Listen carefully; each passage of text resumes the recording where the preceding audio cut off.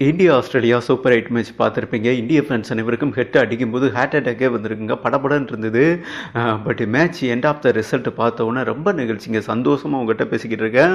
ஒவ்வொரு இந்திய ஃபேன்ஸுக்கும் இதுவே T20 வேர்ல்டு கப் வின் பண்ண மாதிரிங்க. இதுக்கு காரணம் என்னென்னா, பின்னணியில் போய் பார்க்கும்போது நமக்கு ஏகப்பட்ட பேர் வாழ்த்துக்கள் தெரிவிச்சிருக்காங்க. தோல்வி கேப்டன் மார்ஸே இருக்கார் இல்லையா, Marsh, Pat Cummins, David Warner மிகப்பெரிய சலீட் பண்ணியிருக்காங்க. இந்த வேர்ல்டு கப்பை T20 வேர்ல்டு கப்பை இந்தியா தான் எட்ட முடியும். அதை எவனாலையும் தடுக்க முடியாது. எல்லாமே இந்திய டீம் கிட்ட பெர்ஃபெக்டாக இருக்கா. அதனால தான் அவங்களுக்கு எதிராக நாங்கள் தோத்துட்டோம். ஏன்னா லூசியா கிரவுண்ட் வந்துட்டு பொட்டி கிரவுண்டுங்க. இங்கே வந்துட்டு 205 இந்தியா ஸ்கோர் பண்ணியிருந்தாங்க. கம்மி தான், ஆனால் வந்துட்டு அதை டிஃபென்ஸ் பண்ணாங்க பார்த்தீங்களா. அதுதான் இந்தியா மிகப்பெரிய சாதனை பண்ணாங்க. மார்ஸ் அக்ஸார் பட்டேல் அவர் என்னங்க கழுகு மாதிரி ஒரு கேட்சை டேக் பண்ணார். சூப்பர்மேனா, ஃபைடர்மேனா, அவெஞ்சர்ஸ் கேட்சை அப்படியே டேக் பண்ணி ஆஸ்திரேலியாவோட வெற்றி அப்படியே அவர் பக்கம் ஒரு கேட்ச்னால திருப்பிட்டார் இந்திய பக்கம். ஓகே, வேற லெவல் மேட்ச். அதாங்க இந்த பெரிய டீம் மோதினாதான் பெரிய லெவல் சம்பவம் நடக்குது இல்லையா. அதாவது ரோஹித் சர்மா ஆஸ்திரேலியா மேல ஒரு காண்டா தாங்க இருக்காரு. காரணம் என்னன்னா, நான் ஏன் ஆரம்பத்தில் T20 வேர்ல்டு கப் வின் பண்ண மாதிரி சொன்னேன்னா, இந்த போஸ்ட் மேட்ச் பிரசன்டேஷன்ல ரோஹித் சர்மா சொல்லியிருக்காரு, WTC வேர்ல்டு கப் டெஸ்ட் ஃபைனலையும் ஹெட் தான் 167 ரன் அடிச்சு நம்மளை தோக்கடிச்சாரு.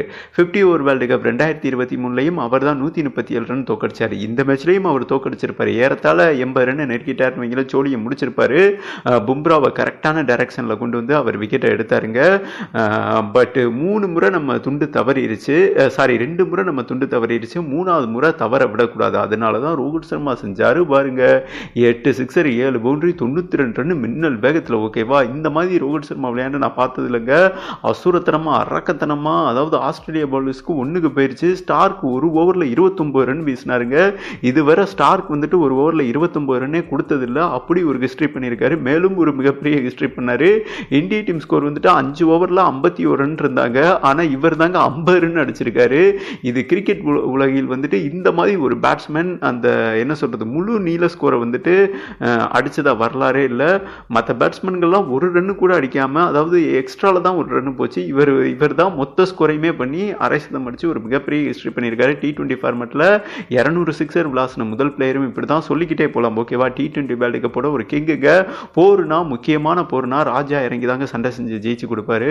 அந்த மாதிரி நம்ம ஹிட்மேன் செஞ்சு கொடுத்தாரு பார்த்தீங்களா. உண்மையிலே ஹிட்மேனுக்கு ஒவ்வொரு இந்திய ஃபேன்ஸும் எந்திரிச்சு சல்யூட் பண்ணுங்க. ஏன்னா மிகப்பெரிய ஆஸ்திரேலியா டீம் இதுவரை எல்லாத்தையும் பூச்சி நசுக்கிற மாதிரி நசுக்குனாங்க. இன்னைக்கு அவங்கள கொசு அடிக்கிற மாதிரி அடிச்சு இந்தியா வின் பண்ணி கொடுத்துருக்காங்க. ஒத்தையா நம்ம ஹிட்மேன் ரோஹித் சர்மா வின் பண்ணி கொடுத்துருக்காருன்னு சொல்றதை விட அக்ஸார் பட்டேல் ஒரு கேட்ச் பிடிச்சாரு பாருங்க. உண்மையிலே அவன் கிரேட் மேனுங்க. அக்ஸார் பட்டேல் தான் ஒரு மேட்ச் திருப்பி இருக்காரு என்றே சொல்லலாம். அண்ட் சேம் டைம் பும்ரா முக்கியமான நேரத்தில் 2 wicket, Kuldeep Yadav match turning point பண்ணாங்க. ஒரு கூட்டு சங்கிலியா இணைந்து, அதாவது என்னங்க சொல்றது, ஆஸ்திரேலியாவை தூக்கில் தொங்க வச்சிட்டாங்க என்றே சொல்லலாம். மேலும் நம்மளோட ஃப்ரெண்ட்ஷிப் நாடு ஆப்கானுங்க, அவங்களுக்கு ஒரு மிகப்பெரிய உதவி பண்ணியிருக்காங்க. இன்னைக்கு ஆஸ்திரேலியா தோத்ததுனால அவங்க அதிகாரப்பூர்வமாக அவங்கள வீட்டுக்கு அனுப்பி ஆஸ்திரேலியா டீமை முட்டாளாக்கி அண்டு ஆப்கானுக்கு ஒரு வாய்ப்பு கொடுத்துருக்காங்க. நம்ம 2 பேருமே நண்பர்கள். இந்தியாவும் ஆப்கான்